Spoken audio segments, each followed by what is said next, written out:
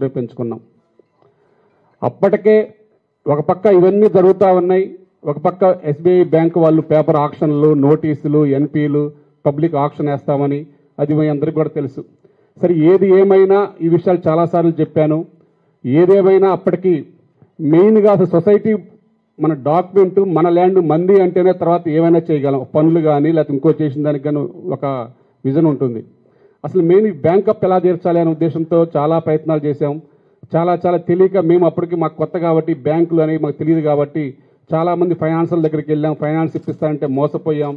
చాలా జరిగాయి. ఒక 6 నెలలు ఇట్లాగే వాళ్ళు ఇప్పిస్తామంటే వాళ్ళ దగ్గరికి వెళ్ళాం, వీళ్ళు ఇప్పిస్తామంటే వాళ్ళ దగ్గరికి వెళ్ళి ఎలా అయినా సరే అప్పు తీర్చాలి అనే ఉద్దేశంతో ప్రయత్నాలు చేశాం.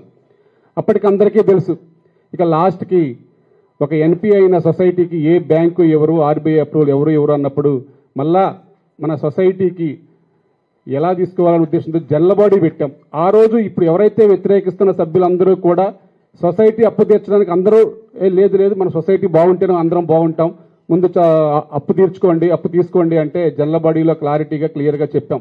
మనకి ఒక ఫైనాన్స్ తీసుకోవాలి, మన ఫైనాన్స్ తీసుకోమంటే తీసుకుంటాము అంటే ముందు అర్జెంటుగా తీసుకోండి అంటే అప్పుడు కూడా పెద్దలందరూ ఎంతో సహకారం చేశారు. మేము ల్యాండ్ పెడతాము, మాది అన్న తీసుకోండి చేయండి అని. ఆ తర్వాత కూడా మళ్ళా మేము చదలవాడ శ్రీనివాస్ గారి దగ్గరికి, అసలు మాకు చదలవాడ శ్రీనివాస్ గారు అనే సభ్యులు కానీ వ్యక్తి కానీ నాకైతే తెలియదండి. అసలు మనకు ఇప్పుడు కరోనా టైంలో మనందరికి కూడా మీడియా వారికి కానీ మన సినిమా వారి అందరికీ కూడా సారు బాగా హెల్ప్ చేశారు. ఆ హెల్ప్ చేసిన విధానానికి ఫెడరేషన్ తరఫున, మా యూనియన్ తరఫున ఆ కృతజ్ఞతలు చెబుదామని చెప్పేసి ఇక్కడ లలిత్ గారు కానీ స్వామిగౌడ్ గారు మేము అందరం కలిసి వెళ్ళడం జరిగింది. అప్పుడు ఆయన ఈ మీడియాలో చూసేది, జనలబడిలో చూసేది, అన్నీ కూడా చూసేది. ఏంటి మీ ప్రాబ్లం అంటే ఇట్లా అని చెప్పాము. వారు స్వచ్ఛందంగా అర్థం చేసుకొని, సరే నాకు ఒక బ్యాంక్ ఉంది, ఆ ఇండియన్ బ్యాంకు, ఆ బ్యాంక్కి వెళ్ళండి, ఆయన పెద్ద వ్యాపారాలు కాబట్టి నా ఓడి మీద మీకు ఇవ్వమని చెప్తానని చెప్పేసి అప్పటికి బ్యాంకు పంపించారు. వారు కూడా ఒకసారి ఎన్పీ అయిన సొసైటీకి ఇవ్వండి, ఇది చాలా కోట్ల రూపాయలు, 135 కోట్ల రూపాయలు లోన్ తీసుకున్నారు, మాకు కట్టడం ఇబ్బంది అయింది, వాళ్ళు ఇప్పుడు కూడా కట్టలేదు సరిగా, అందువల్ల ఎన్పీ వేశారు. ఆక్షన్ కూడా వేశారండి పబ్లిక్లో, పేపర్ యాడ్స్ ఆన్లైన్లో. సరే, అప్పటికి టైం తీసుకొని అప్పుడు మాజీ ముఖ్యమంత్రి వాళ్ళు కొంజేటి రోషయ్య గారి యొక్క మా సభ్యులు అంజుబాబు గారి యొక్క సహకారంతో రోషయ్య గారి ద్వారా ఎస్బీఐ బ్యాంక్ ఎండి శ్రీనివాసరెడ్డి గారిని ఇప్పుడు ప్రజెంట్ చైర్మన్ ఎస్బీఐ ఇండియాకి, ఆయన దగ్గరికి వెళ్తే అప్పుడు ఆయన చెప్పారు, మీరు ఏమైనా సరే అర్జెంటుగా ముందు మీ అన్ని ఆపేసి ముందు ఎక్కడైనా అప్పు తెచ్చుకొనైనా సరే, మీ సినిమా ఫైనాన్స్ తీసుకొనైనా సరే ముందు ఆ డాక్యుమెంట్ బయటకు తీసుకోండి, లేకపోతే మీరు ఆల్రెడీ మెంబర్స్కి ఒక 72 కోట్లు కట్టాలి, ఇవన్నీ ఉన్నాయి కాబట్టి అవన్నీ కూడా ముందు మీరు డాక్యుమెంట్ ముందు పెట్టుకుంటేనే బాగుంటుందని చెప్పారు. కాబట్టి ఆ రోజు జనరల్ బాడీ పెట్టి మరి చదలవాడ రాయేష్ గారి వద్ద మరి లోన్ తీసుకోవచ్చా అని అడిగితే సభ్యులందరూ కూడా తీసుకోండి అన్న తర్వాత వెంటనే చదలవాడ శ్రీనివాస్ గారి దగ్గరికి వెళ్తే వారు 1 టైం సెటిల్మెంట్ మాట్లాడుకోండి, ఇంకా తగ్గిద్ది అంటే మళ్ళా 1 టైం సెటిల్మెంట్ కోసం ఎంతో ప్రయత్నాలు చేస్తే సింగిల్ సెటిల్మెంట్లో ఒక అమౌంట్ చెప్పారు.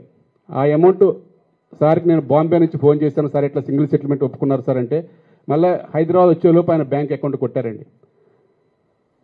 సొసైటీని ఈరోజు మనం ఇక్కడ ఉన్నామంటే అసలు కారణం మొదటి వ్యక్తి చదలవాడ శ్రీనివాస్ గారు.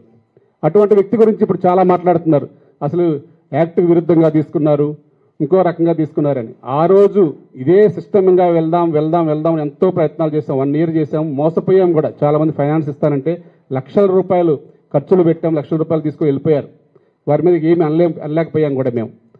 అయినా సరే ఆ రోజు అందరూ ఆమోదించాం. తర్వాత అన్నారు, సరే తర్వాత దానికి మేము కట్టుబడే ఉన్నాం, ఏదైనా కోఆపరేటివ్ రూల్స్ ప్రకారం తీసుకోవాలి కాబట్టి దానికి అనుబంధంగానే తీసుకున్నాం, దాని అనుబంధంగానే అప్పు తీర్చాం.